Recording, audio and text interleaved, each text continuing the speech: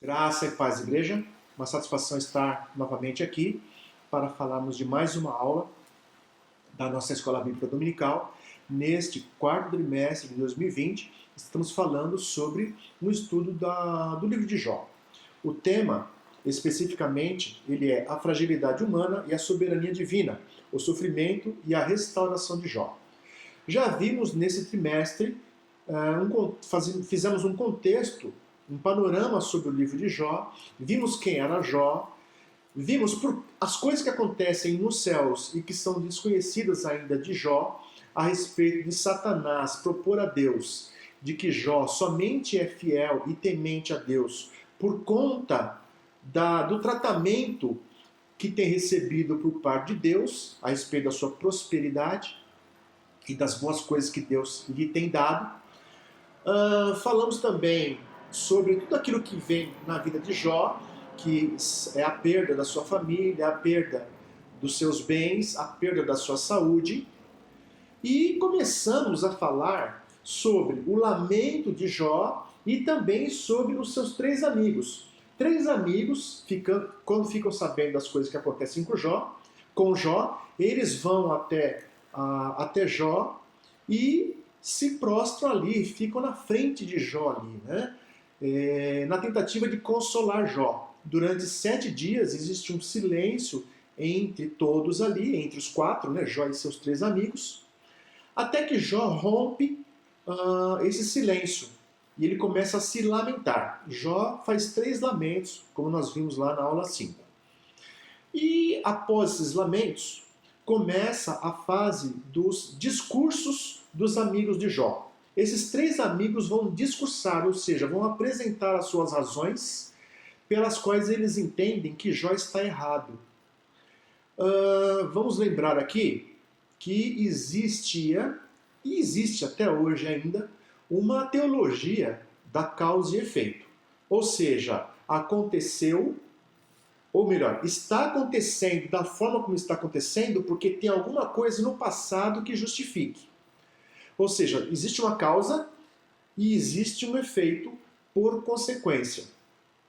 Então, na teologia deles, se tudo está acontecendo com Jó do jeito que está acontecendo, é porque tem alguma coisa na vida de Jó que justifique aquilo que está ocorrendo com Jó. Então, se Jó perdeu família, se Jó perdeu bens, se Jó perdeu saúde, é porque tem alguma coisa na vida de Jó que justifique tudo isso. Só que Jó, que também acredita nessa teologia, ele diz: eu estou limpo, eu não tenho nada.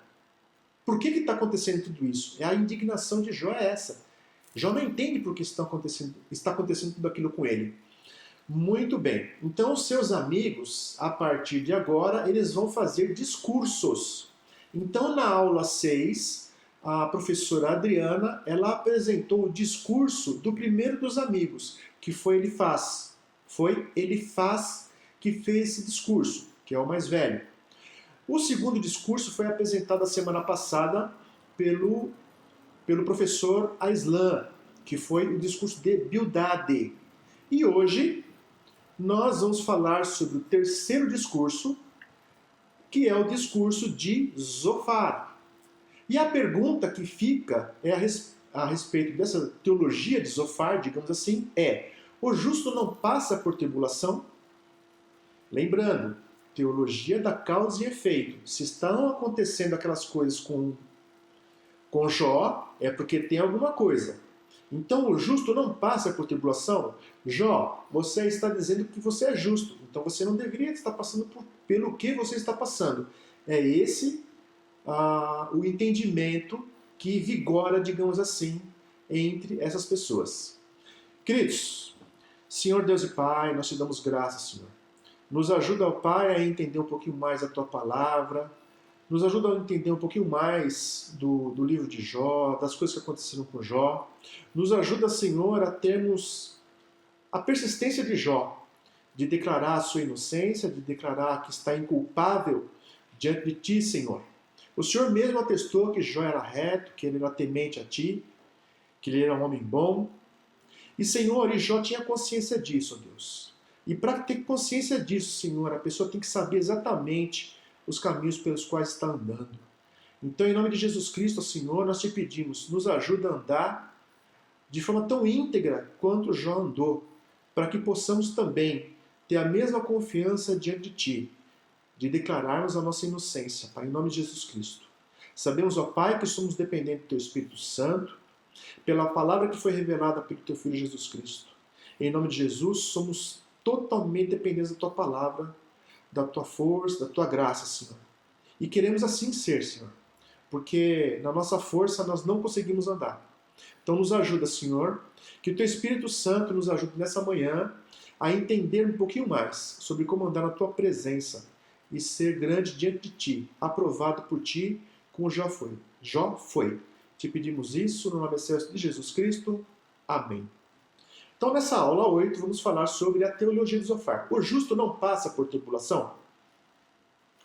O nosso texto áureo está lá em Jó, capítulo 11. O capítulo 11 ele vai falar sobre o discurso de Zofar. O capítulo 11 é o primeiro discurso, o capítulo 20 será o segundo discurso de Zofar. No capítulo 11, verso 18, na Nova Versão Internacional, diz o seguinte: Você estará confiante, graças à esperança que haverá. Olhará ao redor e repousará em segurança. Isso segundo a teologia de Zofar. Ou seja, se você não tem culpa, você estará confiante. E poderá, como ele diz aqui, olhar ao redor de forma segura, de forma tranquila e repousar em segurança. Porque está sem pecado, sem acusação. A verdade prática. Segundo as Escrituras, até mesmo o justo passa por tribulação. Então aqui, até vem a resposta da pergunta feita, A verdade prática já está nos dizendo que até mesmo o justo ele passa por tribulação. Não existe essa teologia de que o justo está isento de todas as coisas. Mas Jesus disse que o dia mal vem. Ele vem, queridos. Não é questão de se vem ou não vem. É quando ele vem. Só que quando ele vier, devemos estar o quê? Preparados. Firmados na rocha. A leitura bíblica, nós vamos ler dois trechos. Um do capítulo 11 e um do capítulo 20. No capítulo 11, do verso 1 a 10, e no capítulo 20, do verso 1 a 10 também. Então, no capítulo 11, lembrando, primeiro discurso de Zofar, capítulo 20, segundo discurso de Zofar. Então, só para dar um panorama aqui, ele fez seu discurso, Jó rebate.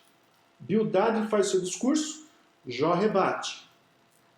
Zofar faz seu discurso, Jó vai rebater também.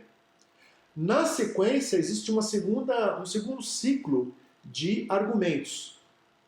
Ele faz Jó, Bildade, Jó, Zofar, no capítulo 20, e depois novamente Jó se defendendo.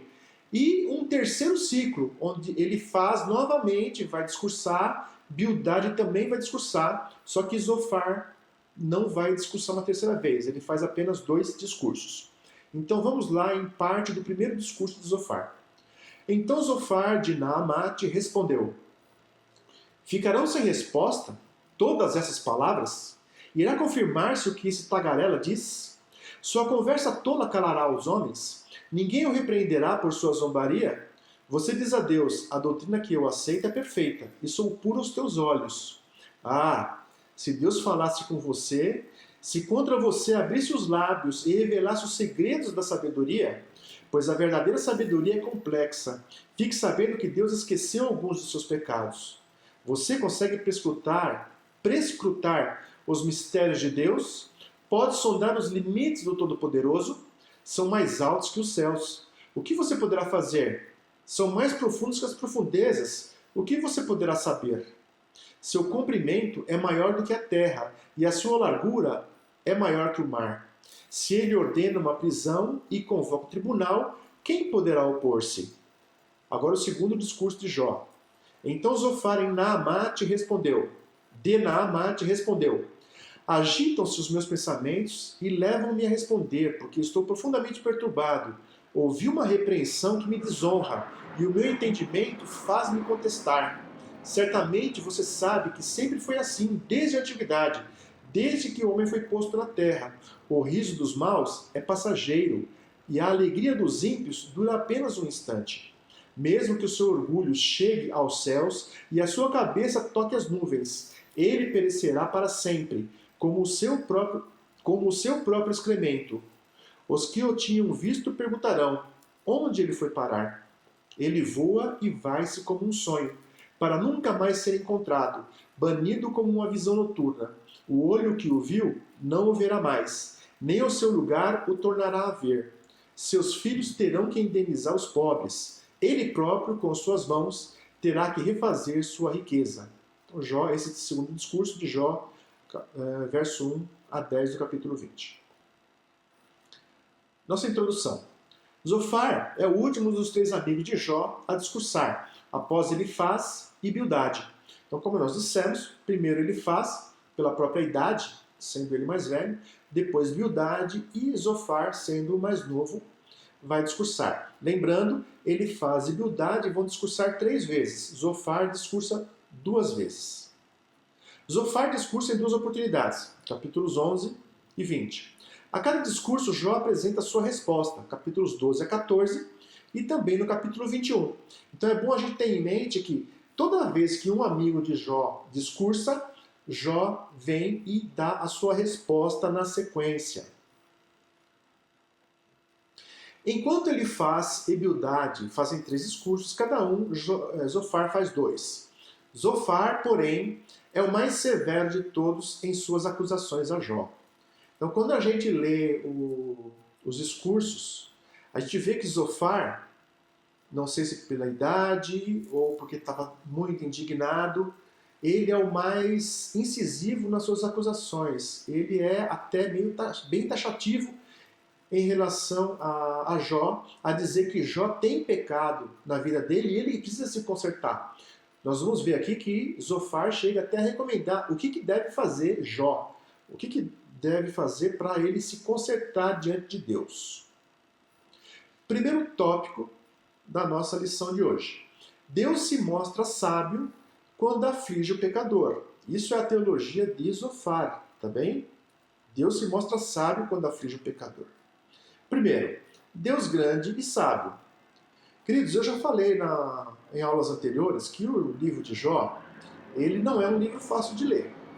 Porque ele tem textos que você, quando pega e lê isoladamente, você vai entender que aquilo lá tem uma verdade bíblica ali.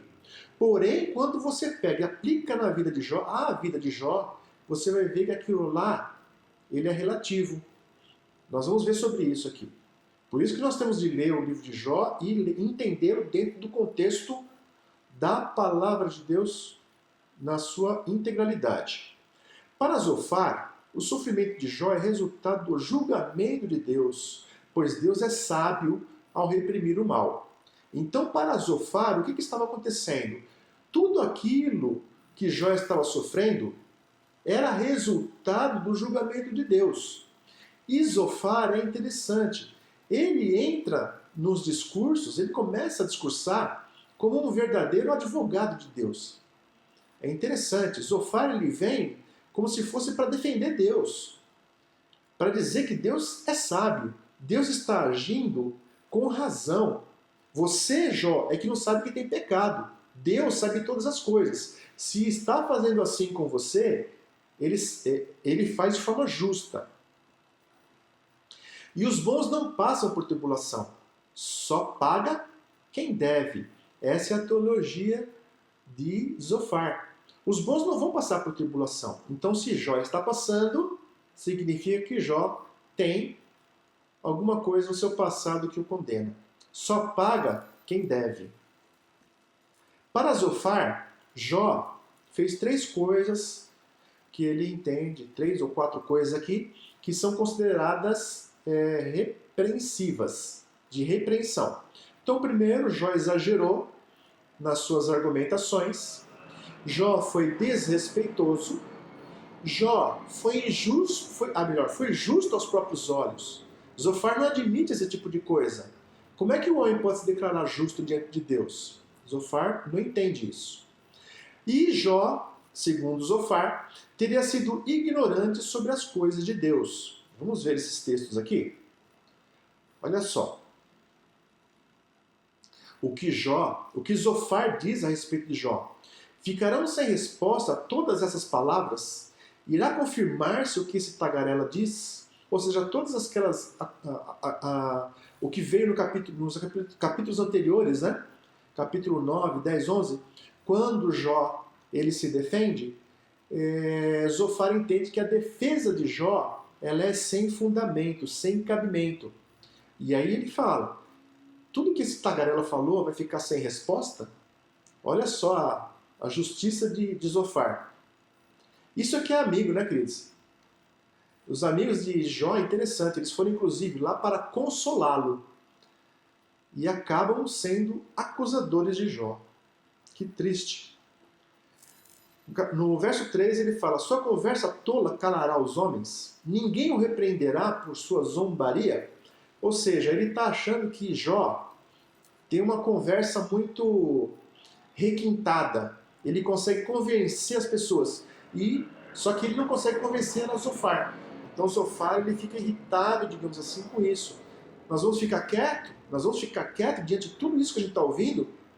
Esse homem fala tantas coisas equivocadas. No verso 4 ele fala, você diz a Deus, a doutrina que eu aceito é perfeita e sou puro aos teus olhos.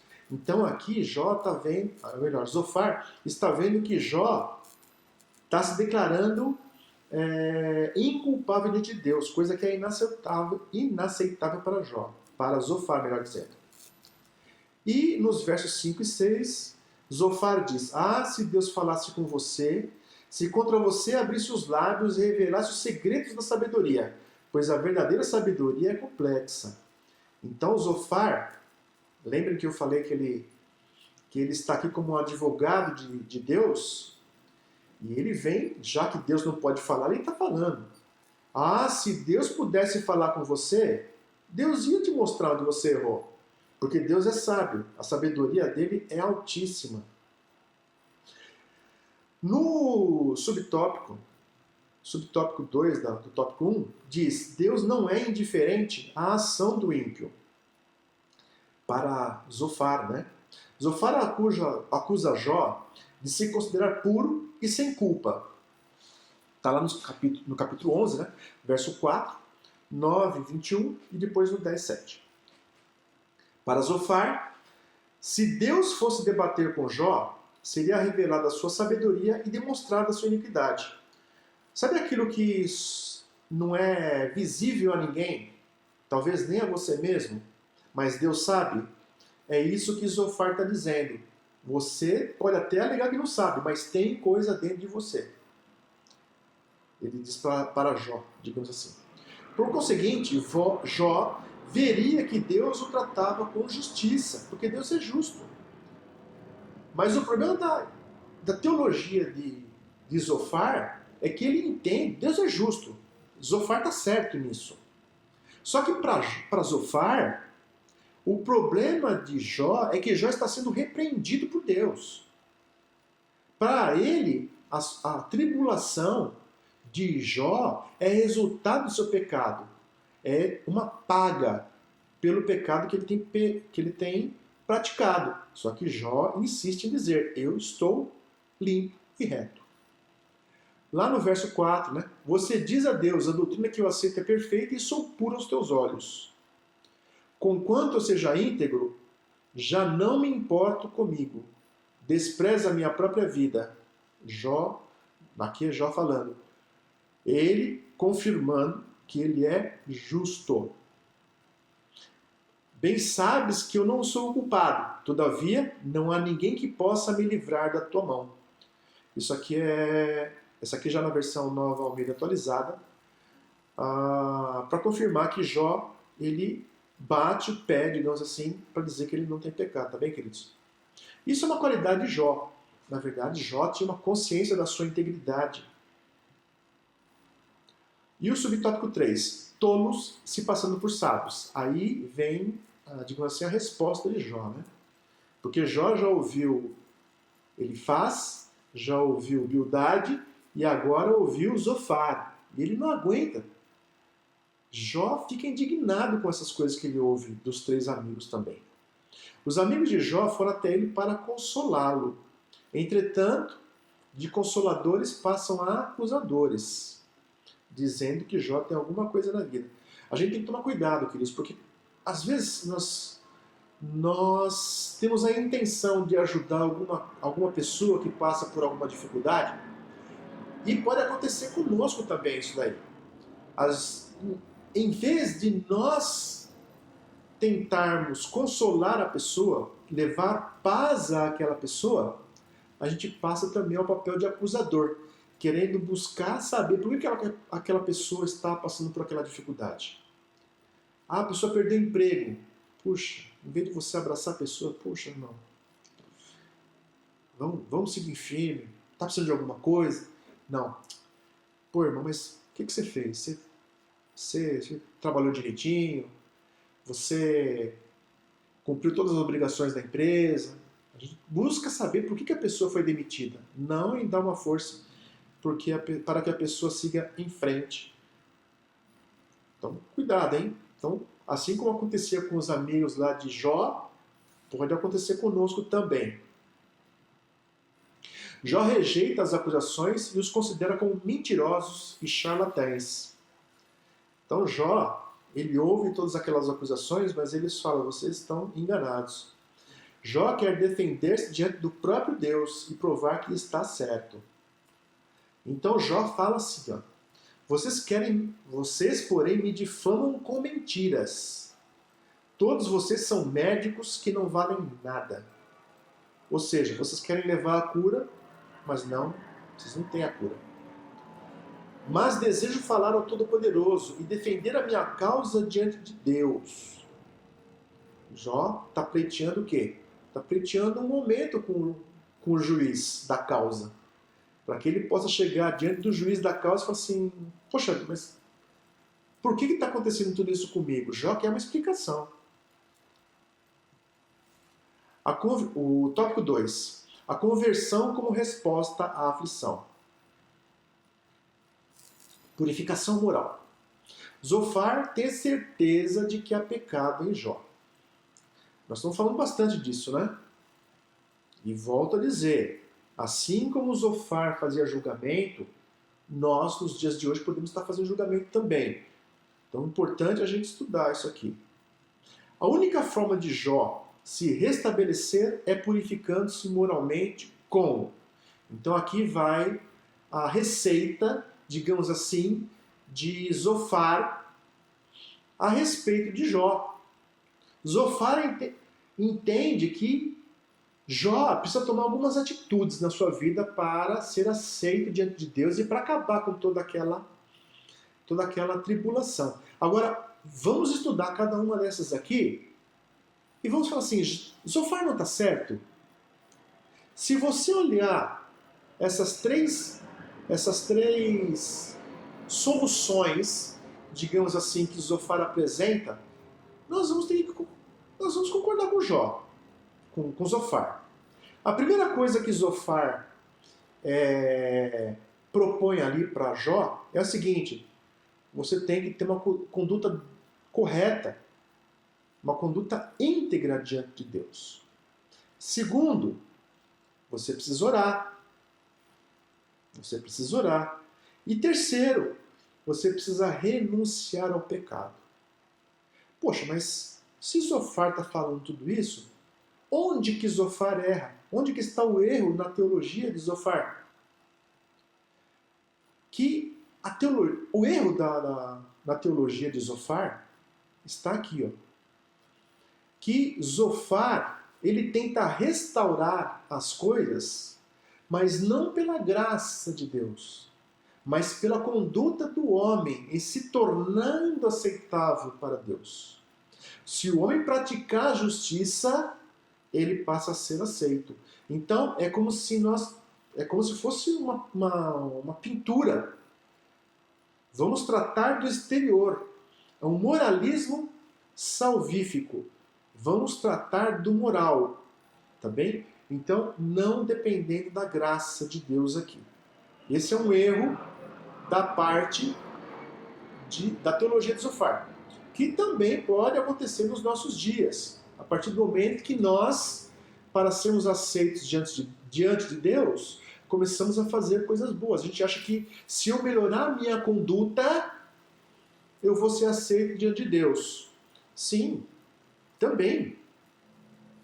Mas, para que eu possa conquistar plenamente a aceitação de Deus, eu dependo de quê? Eu dependo da graça de Deus. E essa graça ela veio por meio de seu Filho Jesus Cristo, que foi na cruz, e morreu e pagou todos os nossos pecados. E abriu o caminho para que nós tenhamos acesso pleno ao Pai. Tá bem? Então não é pela nossa conduta, é pelo sacrifício de Cristo.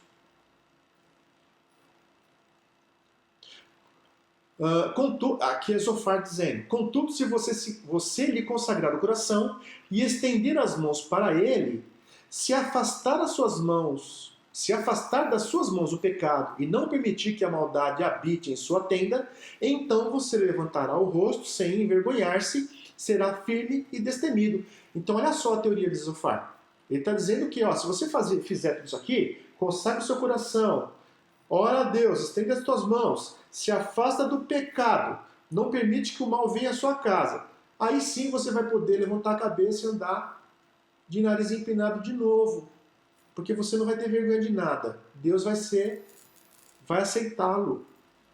Então esse é o problema da teologia de Zofar. Subtópico 2. É possível negociar com Deus? Porque o que Zofar está propondo lá, acabamos de ver, é um negócio. É negócio. Então, se eu for bom, Deus tem que me aceitar também. É como se fosse um contrato. Se eu for bom, Deus precisa me aceitar. Zofar queria que Jó negociasse com Deus. Sem saber, Zofar propunha que Jó tivesse uma fé baseada no interesse. Agora, a fé baseada no interesse, eu acabei não colocando aqui, mas fé baseada no interesse é o que Satanás falou diante de Deus. Ele, Jó, te aceita, é temente e é fiel porque o Senhor dá aquele monte de filho bonito, o Senhor dá aquele monte de camelo, de ovelha, de jumenta, a sua casa é próspera. Então, Satanás disse que Jó era temente a Deus por causa da fé interesseira. Era mais ou menos o que o Zofar estava propondo também para Jó. 3. A angústia de Jó, subtópico 3. Diante de tantas acusações, Jó dá sinais de desânimo. Quando você lê, depois do discurso ali de Jó, capítulo 12, 13, 14, a gente vai ver que Jó, ele parece que ele começa a sentir o impacto, a pressão das acusações que são feitas a ele. Olha só o capítulo 12, né? A parte A do verso 4. Tornei-me objeto de riso para os meus amigos, logo eu, que clamava a Deus, e ele me respondia. Isso é um desabafo de alguém que está se sentindo o mais baixo dos seres humanos. Antes ele, que dava conselhos, as pessoas se calavam para ouvir os conselhos de Jó. Ele, que antigamente podia clamar a Deus e Deus respondia face a face. Agora o que fazia? Agora qual que é o destino de Jó? Ele é motivo de riso entre as pessoas. Entretanto, apesar de toda essa angústia, Jó continua a se declarar inculpável. Lá no capítulo 13, verso 15, Jó vai dizer: embora ele me mate, ainda assim esperarei nele. Olha só a fé de Jó, queridos. É um homem perseverante. Embora ele me mate, ainda assim esperarei nele. Esperarei nele. Certo é que defenderei os meus caminhos diante dele. Olha ele defendendo a integridade dele. Defenderei meus caminhos diante dele. Será que diante de Deus a gente vai ter essa integridade de Jó e falar assim: Deus, eu estou certo. Eu estou íntegro. Eu não pequei. Eu me mantive fiel. As minhas vestes brancas diante do Senhor. Jó podia falar isso. E no terceiro tópico, Deus julga e castiga os pecadores, ainda segundo a teologia de Zofar. O castigo dos maus. Para Zofar, o castigo aos iníquos é certo e a sua prosperidade ela é ilusória. Então Zofar não nega que os ímpios eles são prósperos. Porém, ele diz o seguinte, que os ímpios eles são prósperos, mas é temporariamente e ela é uma prosperidade ilusória, digamos como está escrito aí. Capítulo 20, verso 4 diz: o riso dos maus é passageiro e a alegria dos ímpios dura apenas um instante. Tudo o que o ímpio adquiriu terá de devolver e restituir, segundo a teologia de Zofar.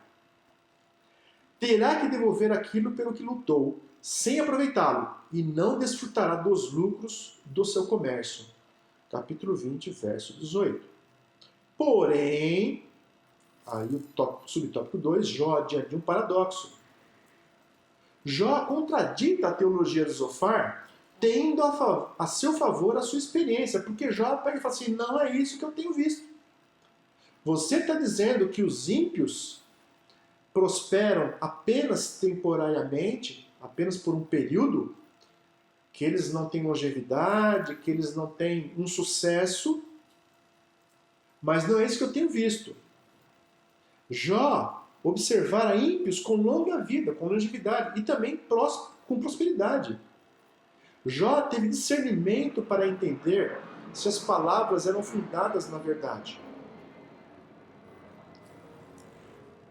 Olha só, por que vivem os ímpios? Por que chegam... Isso aqui é Jó perguntando em razão do que Zofar falou. Por que vivem os ímpios? Por que chegam à velhice e aumentam seu poder? Olha Jó falando que os ímpios chegam à vida longa e aumentam seu poder. Eles veem os seus filhos estabelecidos ao seu redor e os seus descendentes diante dos seus olhos. Seus lares estão seguros e livres do medo. A vara de Deus não os vem ferir. Os ímpios passam a vida na prosperidade e descem à sepultura em paz. Então aqui, o que Jó está dizendo é o seguinte, Zofar, o que você está falando não é regra. Não é regra. Não quer dizer que o ímpio não vai ter que dar conta da sua impiedade. Mas não quer dizer também que o ímpio vai dar conta aqui. Deus vai cobrar do ímpio o fato dele ter sido alheio a Deus, digamos assim, aqui na terra. Mas pode ser que ele vai passar a vida aqui na terra de forma próspera. Se bem que de forma próspera a gente tem que interpretar às vezes de forma mais ampla, não simplesmente pela questão econômica, não é verdade? Porque prosperidade, a verdadeira prosperidade, a melhor prosperidade que tem, qual que é? Ter paz com Deus. A pessoa pode ter muito dinheiro, ter muitos objetos, ter família, mas não tem prosperidade, não tem paz com Deus. No mundo futuro não vai valer nada essa vida próspera aqui. Terceiro, a verdade vem à tona. E aí a gente tem, nós estamos falando, já falamos aqui da teologia da causa e efeito, ou seja, você é bom, boas coisas acontecem. Você é mau, más coisas vão acontecer. Se boas coisas estão acontecendo é porque você é um sujeito bom. Se coisas ruins estão acontecendo é porque você fez alguma coisa lá atrás que não está batendo. E nós temos também a lei da semeadura. Então nós vimos que a teologia da causa e efeito, ela tem falhas. Porém, a lei da semeadura, e a lei da semeadura, a professora Adriana abordou muito legal, muito bem, na aula número 7, quando ela falou do discurso do Elifaz, ela falou sobre a lei da semeadura. A lei da semeadura é uma verdade bíblica. Pois o que o homem semear, isso também colherá. O texto aqui de Gálatas está dizendo que de Deus não se zomba, né? O que o homem semeia, isso também colherá. Então a pessoa pode passar a vida naquela chamada prosperidade econômica, mas levar uma vida de zombaria de Deus. Mas Deus não se zomba. O que ele está plantando, essa zombaria, ele vai colher lá na frente. A lei da retribuição não se aplica a todas as esferas da existência humana. E, queridos, nós temos que entender que existe a lei da semeadura e existe também aquilo que é consequência de atos. Consequência de atos. A pessoa, quando está de carro e ultrapassa o semáforo vermelho, o que pode acontecer com ela? Ela é muito provável, existe uma grande possibilidade dela causar um acidente. Não é verdade? É muito provável. Isso é lei da semeadura? Isso é consequência de um ato praticado. Tá bem? Tem um compositor famoso, né, do século XIX, o Beethoven, Ludwig van Beethoven. A maioria já deve ter ouvido falar. E, não sei se vocês sabem, o Beethoven ele foi desenvolvendo surdez durante a sua vida. Um compositor clássico, escreveu obras maravilhosas, magníficas, porém surdo. Agora, por que Beethoven era surdo? Porque o seu pai, ele contraiu sífilis. Contraiu sífilis, engravidou a sua esposa passou a sífilis para o Beethoven. Beethoven não tinha sífilis, ele tinha a consequência da sífilis que seu pai lhe passou. Então isso é uma consequência. Tá bem? Agora, como também a professora Adriana e o professor Aslan falaram na aula passada, aquele cego de nascença que os discípulos perguntam lá para Jesus: Jesus, quem que pecou, mestre? Este ou os seus pais? E Jesus fala: nenhum dos dois. Não é porque este aqui está passando por essa situação que um dos dois pecou. Pode ser uma coisa natural. E lá em Mateus 5, 44, 45, né? Lá o 45 diz: porque ele faz raiar o seu sol sobre os maus e os bons e derrama chuva sobre justos e injustos. Ou seja, Deus, o sol é sobre todos, a chuva é sobre todos, tá bem? Conclusão. Jó foi acusado de todas as formas por seus amigos, sempre sendo acusado de quê? De ter pecado em sua vida. Contudo, tal era a sua convicção de que estava limpo diante de Deus que não aceitou as acusações. Jó sempre foi firme ali em declarar sua inocência. Que nós possamos desenvolver um caráter igual e manter nossa posição diante do mundo. Querido Jó, ele foi um modelo de integridade. Nós estamos passando para o final, né, já do nosso estudo bíblico, entrando quase no final já. E Jó, eu insisto nisso, Jó sempre se manteve fiel à sua declaração de que ele não tinha do que se envergonhar diante de Deus. Tanto que, como nós vimos aqui, ele pede audiência para Deus. Ele diz, né, mais ou menos assim, que ele quer se encontrar com Deus para poder defender a sua causa. Que Jó seja motivo, seja um espelho para nós, para que nós possamos olhar para a vida de Jó e buscar essa integridade que Jó desenvolveu. E também, de outra parte, lembrando aqui os amigos de Jó, nos acautelar, para que nós sejamos mais pacientes, mais tolerantes e sejamos menos acusativos em relação às demais pessoas. Tá bem? Então, Deus abençoe sua vida. Fique com um período de a segunda parte do louvor. Na sequência, uma palavra abençoada e que Deus guarde a sua vida. Nos encontramos no próximo domingo, em nome de Jesus. Amém. Se Deus assim permitir.